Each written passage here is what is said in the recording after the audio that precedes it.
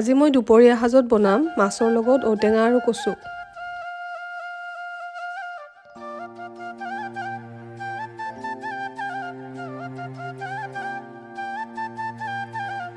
প্ৰথমতে জলকীয়া আৰু পিঁয়াজখিনি ভাজি লৈছোঁ।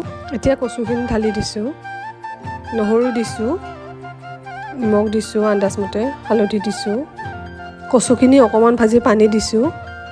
কচুখিনি সিজাৰ পিছত ঔটেঙাখিনিও দি দিছোঁ। কচু আৰু ঔটেঙাখিনি সিজাৰ পিছত পানী ঢালি দিছোঁ। মাছ কেইপিচো দি দিলোঁ। অকণমান মাছৰ পেটু আছিলে সেইখিনি মই বেঙেনাৰে বনাই দিছোঁ।